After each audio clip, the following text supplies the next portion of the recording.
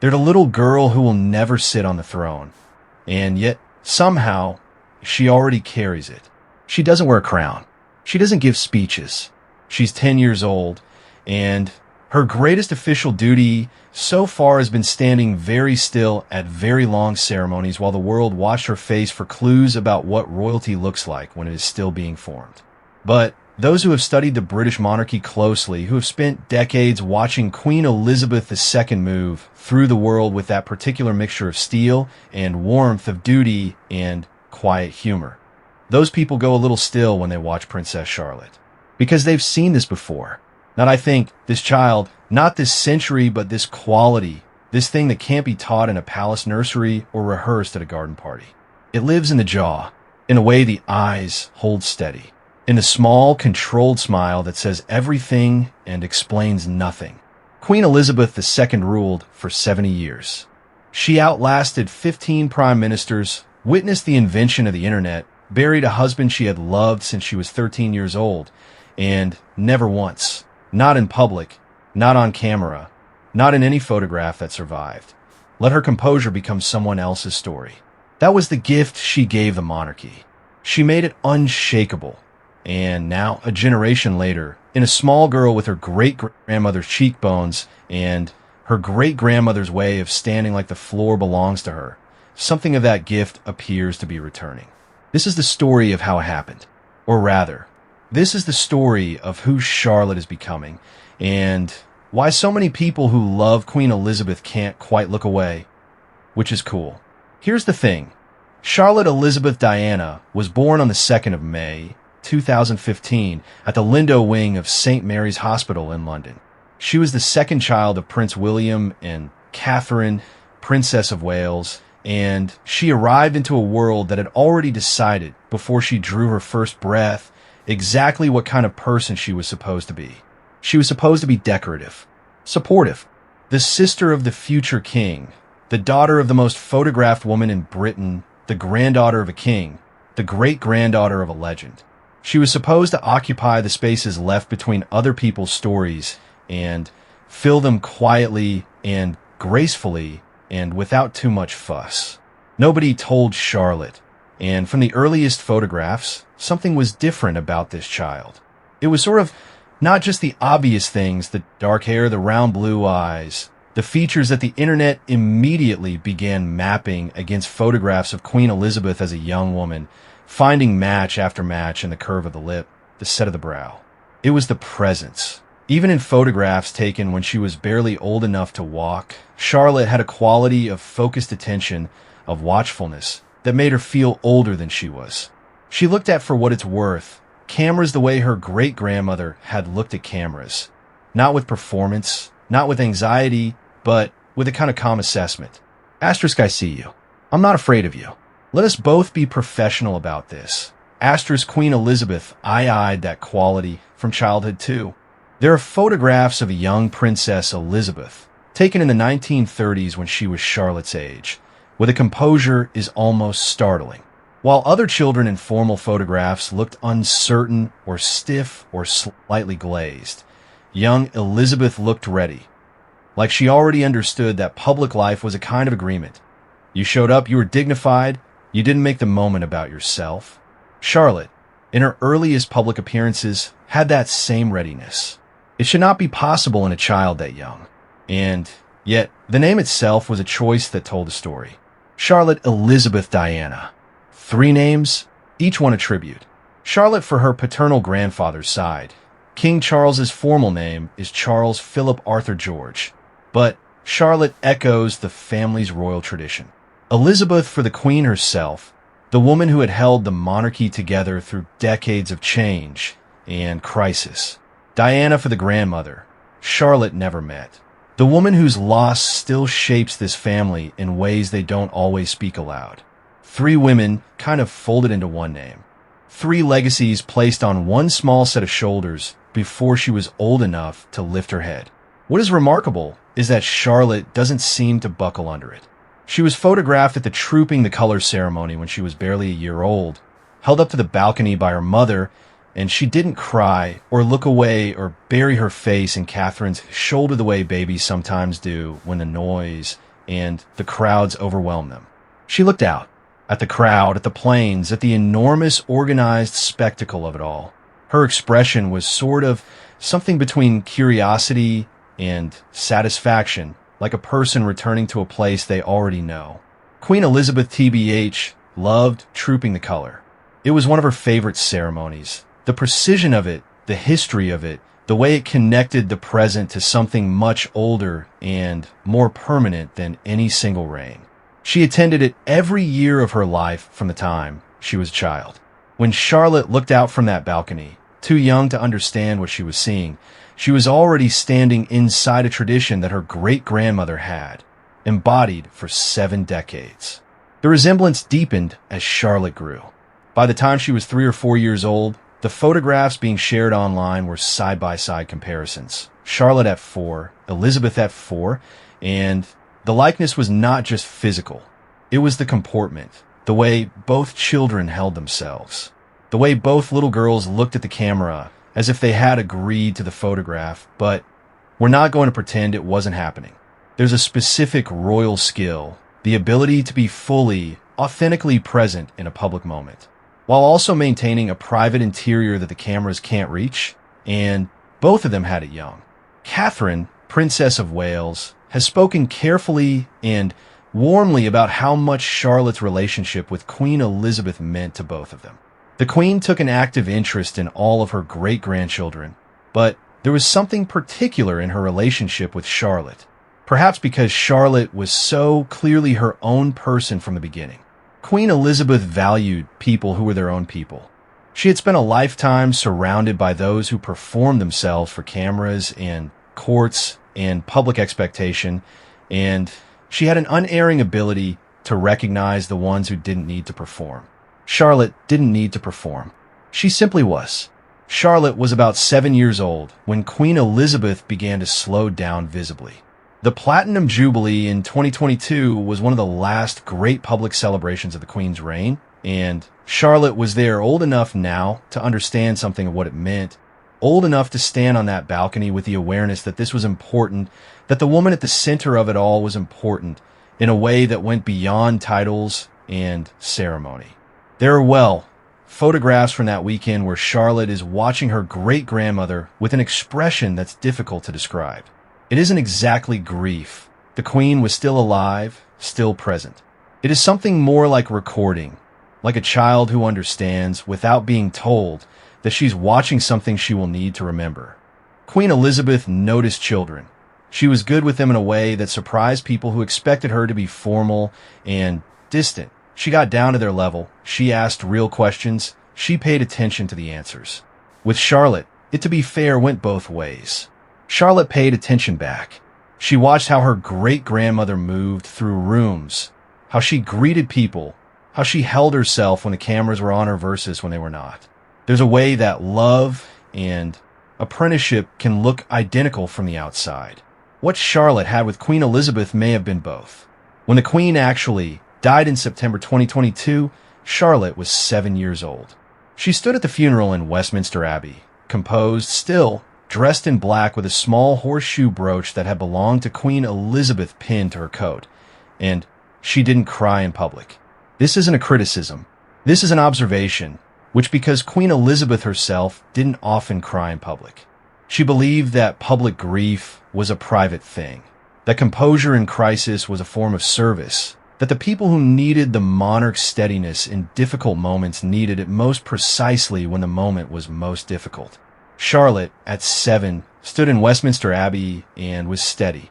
A 7-year-old child being steady at a funeral isn't nothing. It is pretty much, in fact, a very specific and unusual thing. Many people watching that ceremony, watching Charlotte's small face through the long hours of that day, felt something they found difficult to articulate afterward. It was something like recognition, like watching a story they already knew beginning again in a new chapter, with a new character who already somehow understood the role. The horseshoe brooch was not an accident. Catherine chose it deliberately, and Charlotte wore it deliberately, and the brooch had been a gift from Queen Elizabeth to Catherine, who passed it on in mourning as a visible thread between them.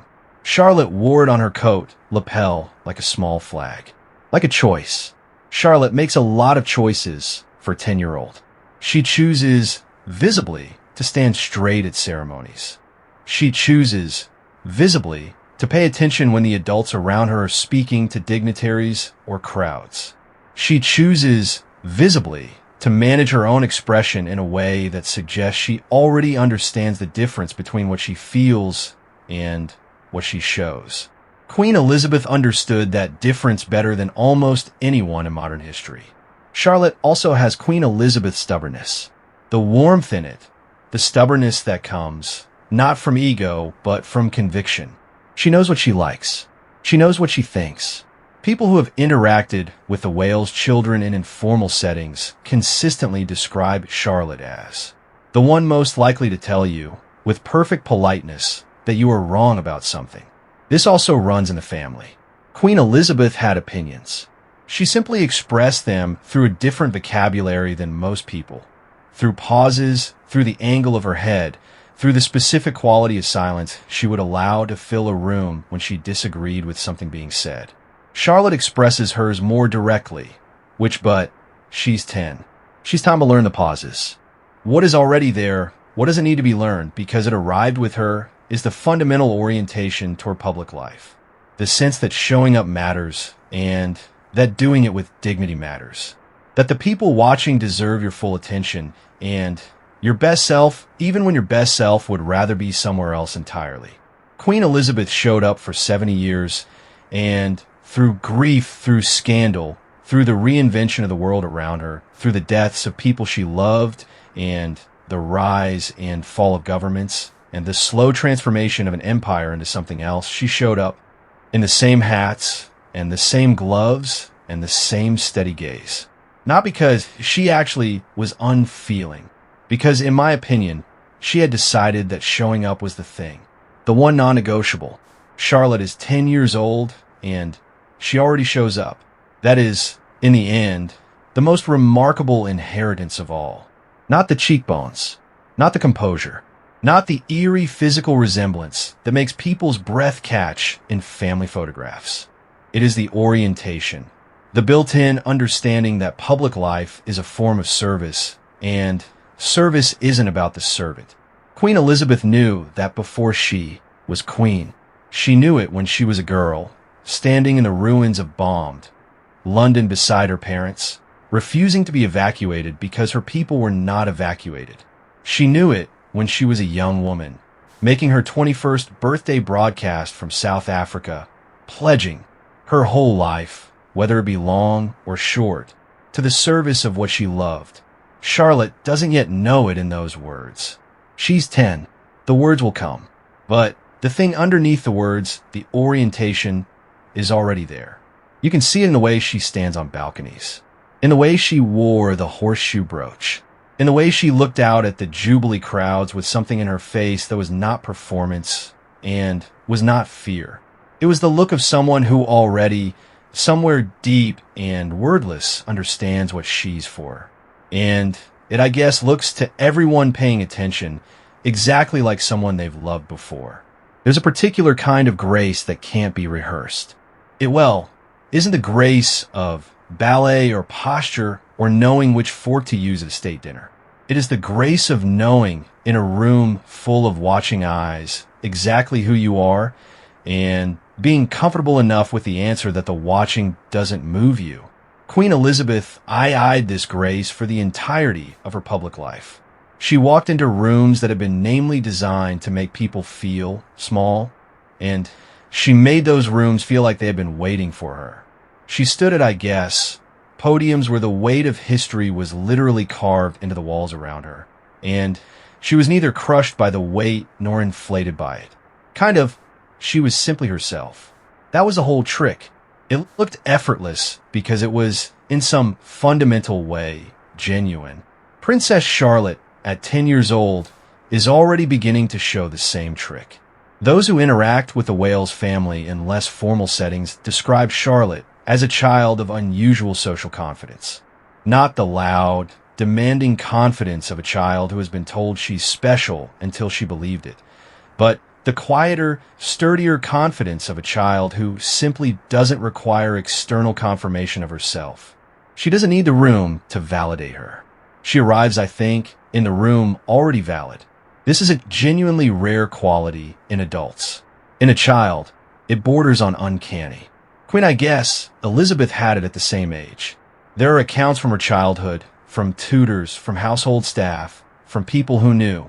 The young Princess Elizabeth before she became the queen, describing a child who was unusually self-possessed, who listened more than she spoke, who, when she did speak, said what she meant without apology or performance.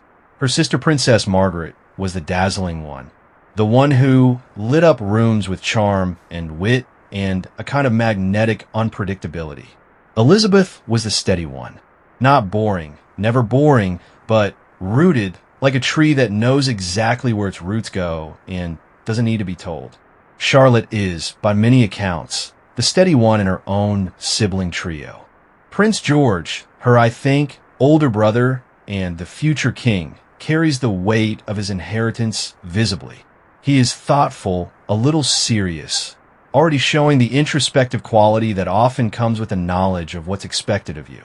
Louis, the youngest, is the combustible one, the one whose face at ceremonies has become its own kind of national entertainment, all in censored reaction and unfiltered personality. Charlotte occupies the space between them with the easy authority of a person who has figured out exactly where she fits and has no complaints about the location. She also, frequently, manages her brothers. This is something sort of people notice. And for what it's worth, public events, Charlotte has been photographed more than once with a hand on Louis's arm, a quiet word in his ear, a look that clearly translates to we're in public, and you'll behave yourself. She does this without aggression and without fuss. She does for what it's worth, it the way an experienced stage manager handles a nervous performer, with calm, with efficiency, with the unspoken message that everything is going to be fine and the show will go on. Queen Elizabeth was, by all accounts, similarly capable of managing situations that threatened to spiral without raising her voice or visibly exerting effort. Control as a kind of invisible architecture. Charlotte appears to be building the same architecture. What makes this more than just a bossy older sister is the gentleness underneath it. Charlotte is also, by every account available, deeply warm. She engages for what it's worth with people genuinely, not performatively. She makes eye contact. She asks questions. She TBH, remembers things people have told her, and references them later, which is a skill that sounds small until you realize how rarely most people actually do it. Queen Elizabeth was famous for this, and she could recall specific details from conversations she had had years earlier, could ask after a grandchild by name, could reference a project or a problem someone had mentioned in passing as if she had been thinking about it ever since. It made people feel, in a world that often made them feel invisible, genuinely seen. Charlotte makes people feel seen too. There's a story, not widely reported, circulating in the way that stories about royal children tend to circulate through secondhand accounts. Careful royal correspondence about Charlotte at one of the many outdoor events the Wales family attends. A young girl in the crowd, perhaps 5 or 6 years old, had fallen down and was crying. The Wales children were being escorted past. Charlotte stopped, not dramatically, not in a way that drew extra attention, but she stopped, crouched down to the child's level, said something, and waited until the child had stopped crying before she moved on. The whole thing lasted perhaps 30 seconds. Plus, most people in the crowd didn't notice it happened, but the people who were watching closely noticed. Queen Elizabeth was like this. The stories about, her private acts of kindness aren't rare. They're just usually told quietly by the people they happened to years later. She would entice the junior staff member who looked unwell and quietly arranged for them to be sent home. She would remember that a visiting dignitary's wife had recently lost a parent. Acknowledge it privately, not in the official program, but in a moment before the program began. She understood that power, wielded gently, is still power, but power used to notice people is a different thing than power used to impress them. Charlotte, at 10, for what it's worth, is already pointing herself in this direction. She loves animals. Plus, this is documented, visible, and entirely consistent with her great-grandmother's lifelong relationship with the animal world. Queen Elizabeth's love of dogs. The corgis, always the corgis, and then the dorgies and the other dogs who moved through the palace over the decades, was not just a quirk or a public relations detail. It was a genuine, constant feature of her private life. She cared for them herself when she could. She grieved them when they died. She was photographed with dogs in situations that suggested she found their company genuinely preferable to many of the humans she was obligated to spend time with. Charlotte has that look, same quality of animal ease. She's photographed with horses, with dogs, with the animals she encounters at the various country estates and public events that make up her unusual childhood. And the photographs are always notable for the same reason. She has sent performing enjoyment of the animal. She's simply enjoying it. There's a difference, and cameras catch it. Queen Elizabeth always looked in photographs with her corgis like a person who had briefly been allowed to be a normal person. Charlotte looks the same way. Plus, both of them also have, and this is one of the more delightful through lines, a very specific sense of humor that operates completely on their own terms and doesn't require an audience to function. Queen Elizabeth's humor was dry, understated, frequently delivered with a completely straight face in a way that took people a beat to catch up with. She once reportedly kept a perfectly straight expression while greeting a group of American tourists who didn't recognize her, and asked her if she had ever met the Queen. She told them she hadn't, and they thanked her enthusiastically. This isn't the behavior of a woman who needed people to know she was funny. It is the behavior of a woman who found the thing funny for herself. Charlotte's humor is more overtly childlike. She's 10, she's allowed. But it operates on the same internal logic. She has sent performing for the laugh. She finds a thing funny, and the expression simply happens. There are candid photographs from various family events where Charlotte's face is caught in some moment of private amusement, and the expression is almost identical to photographs of Queen Elizabeth caught in the same kind of private amusement. The eyes doing the work while the rest of the face maintains a kind of decorous composure. This is an inherited expression in the most literal sense. Her relationship with her mother, Catherine, Princess of Wales, is clearly one of the central emotional facts of Charlotte's life. And Catherine has deliberately and visibly connected Charlotte to Queen Elizabeth in the ways available to her. The horseshoe brooch, plus the careful choices of clothing that echo styles the Queen favored. The presence at the Queen's ceremonies, the conversations Catherine has made easier, the way Catherine has spoken about the Queen in interviews, with genuine warmth and genuine admiration in front of her children. Charlotte has been raised by a woman who loved and respected Queen Elizabeth, and children absorb the emotional atmosphere of the people who raised them. But there's also something that goes beyond what Catherine taught or modeled, something that arrived with the girl herself. Queen Elizabeth had a relationship with duty that was not the grim, joyless relationship often depicted in dramatic retellings of her life. She didn't serve out of fear or compulsion. She served because she genuinely believed that service was the point, that the honestly life she had been given was not hers to spend on herself. It was given in trust to be used for something larger. This is a difficult concept to hold, even for adults. It requires a kind of ego management that most people never achieve. The ability to take yourself seriously enough to do the work well, while simultaneously understanding that the work isn't about you. Charlotte seems to be developing this understanding ahead of schedule. It shows in the way she behaves at the events she's expected to attend. Events that must, from the perspective of a 10-year-old, be almost incomprehensibly tedious at times. Long ceremonies, long church services, long garden parties, I think, where adults discuss things that haven't thing to do with her. Charlotte stands through them, engages with them, behaves as though she understands that her presence there's part of something larger than her own comfort or preference.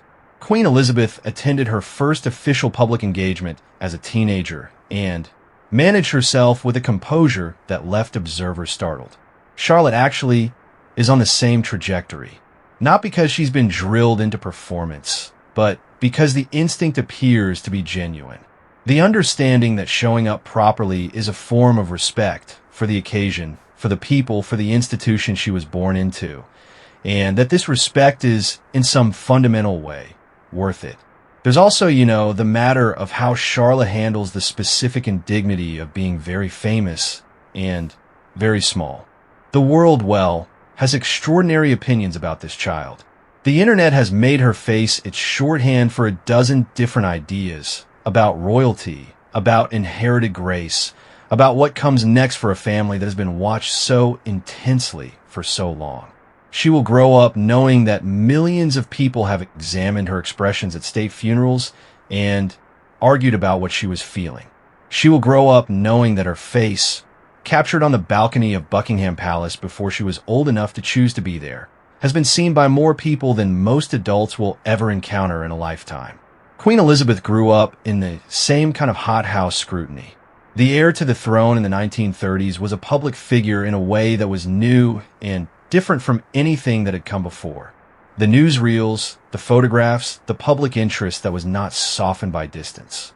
Elizabeth's face was known to the world before she had decided what she wanted to do with her life. She grew up honestly under the same kind of extraordinary examination, and she learned, or perhaps she simply knew, that the examination was the price of the role, and the role was worth the price, and the best response to the examination was simply to keep being yourself clearly enough that the examiners couldn't put a false story on top of the true one. Charlotte is learning this, or she already knows it. The distinction may not matter. What matters is that she's already, in the early years of her public life, doing the thing Queen Elizabeth did for 7 decades. She's showing the watching world a person who's genuinely, stubbornly, unmistakably herself. Not a performance look of royalty, and not a costume worn over an anxious interior.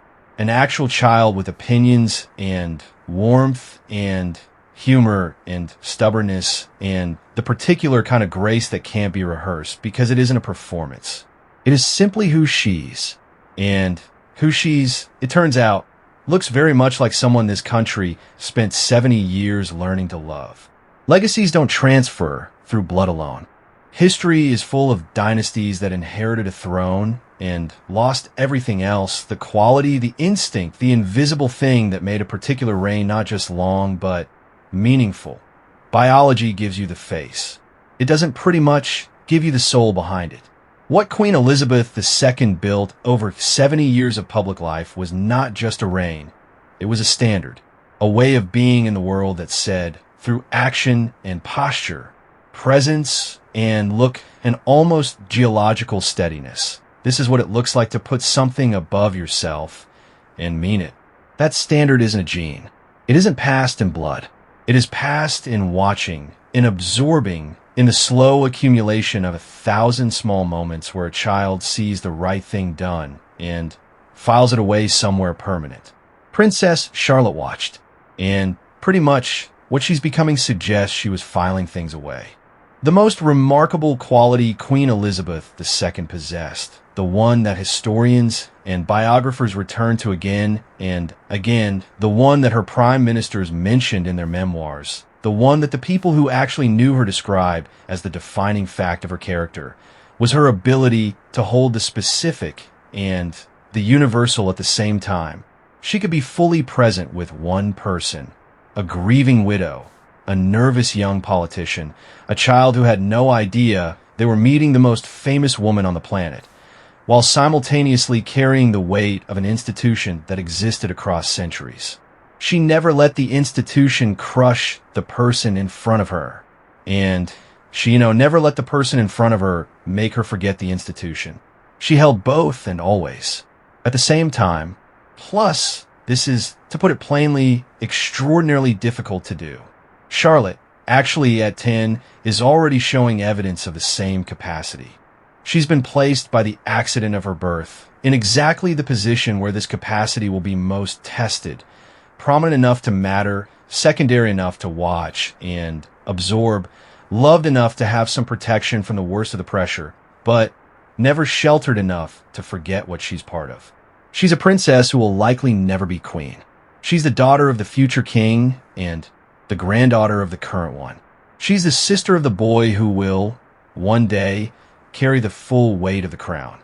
Her role in the formal structure of the monarchy is to support without eclipsing, to be present without being the center, to be remarkable without being threatening.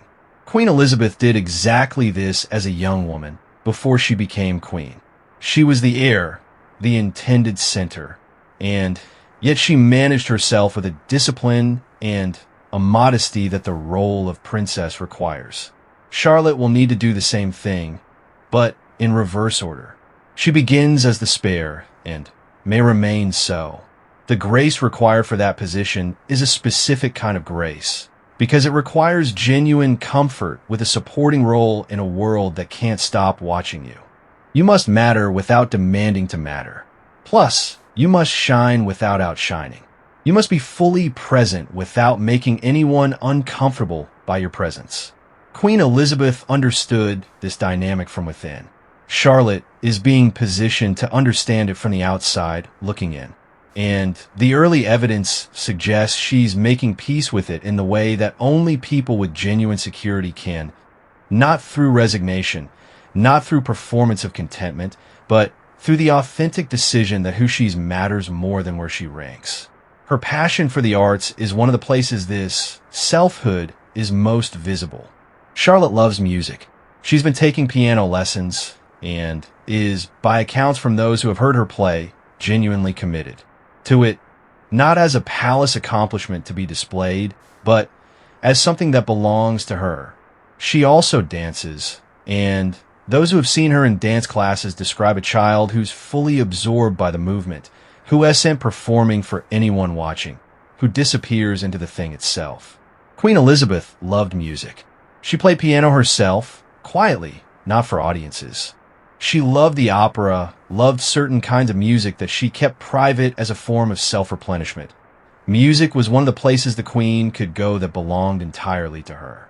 Charlotte appears to have found the same refuge, the private interior that public life can't colonize. Honestly, she speaks Welsh. This is a fact that's both politically significant and personally revealing. The Wales family's decision to raise their children with some knowledge of the Welsh language, the language of the principality. That gives William his title, is a deliberate statement about belonging, about honoring the communities that the crown is meant to serve. But the fact that Charlotte engaged with this learning genuinely, that she used it at a public event with what observers described as real comfort rather than rehearsed recitation, says something about her character. She learns things she decides are worth learning, and she learns them fully, not performatively, fully. Queen Elizabeth learned to speak in Welsh for her proclamation as the royal family's connection to Wales was formally honored. She learned Afrikaans for her 21st birthday speech. She committed to the languages of the people she was being asked to represent because she understood that the gesture of learning someone's language is the gesture of saying, I took you seriously enough to enter your world. Charlotte, at 10, is already practicing this form of respect. The relationship Charlotte had with her great-grandmother in the final years of the Queen's life is described by those close to the family as one of genuine mutual interest. Queen Elizabeth was a person who paid attention to people she found interesting, and she found Charlotte interesting. The little girl was already, by the time she was 5 or 6, showing the qualities the Queen most valued: directness, warmth, the refusal to perform. And the Queen responded to this with the particular quality of attention she reserved for people she recognized. That recognition matters. It isn't nothing to be recognized by someone of that stature. It isn't nothing to have the most experienced public figure in the world look at you and see something real. Charlotte was recognized, and she knew it. Children know when they're being genuinely seen versus when they're being managed, and Charlotte was genuinely seen.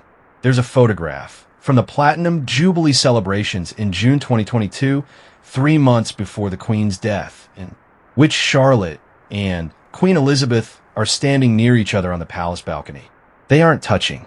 They aren't looking at each other. They're both looking out at the crowd.